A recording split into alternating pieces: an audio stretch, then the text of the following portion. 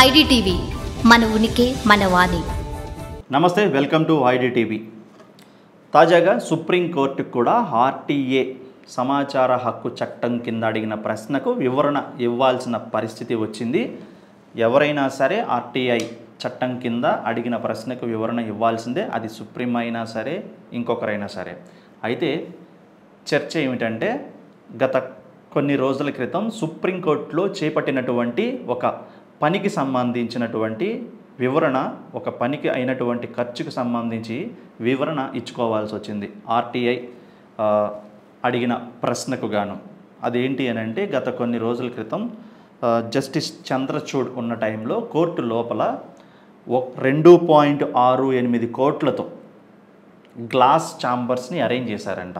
మరి దేనికోసం అరేంజ్ చేశారనేది తెలియదు, కానీ లోపల గ్లాస్ ఛాంబర్స్, మనం క్యాబిన్స్ అంటాం కదా, వాటిని ఆ గ్లాస్ క్యాబిన్స్ అనేవి అరేంజ్ చేయడం జరిగింది.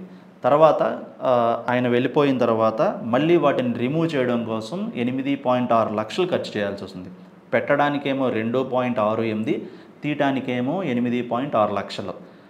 ఎందుకు పెట్టారు, ఎందుకు తీసేశారు, ఈ డబ్బుని దేని కింద లెక్క కడుతున్నారు, ఎందుకు ఇంత డబ్బు వృధా చేశారు, అసలు పెట్టడానికి కారణం ఏంటి, తీసేయడానికి కారణం ఏంటి అనే చర్చ ఇప్పుడు మొదలైంది. ఈ చర్చ కూడా ఆ కోర్టులో పనిచేస్తున్నటువంటి కొంతమంది లాయర్లే లేవనెత్తిన పరిస్థితి.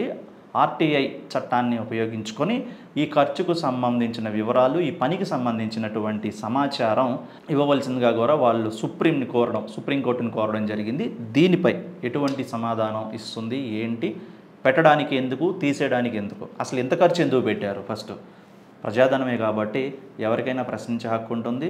సమాచార హక్కు ద్వారా ఆ పని ఎందుకు చేయాల్సి వచ్చింది, దానివల్ల దేంటి ఉపయోగం లేదు, మరి ఆ గ్లాసెస్ని ఎందుకు రిమూవ్ చేసేసారు అన్న దాని మీద వివరణ ఇవ్వాల్సి ఉంటుంది. ఇప్పుడు దాని మీద ఒక పెద్ద చర్చ నడుస్తుంది. చూస్తూనే ఉండండి ఐడిటీవీ.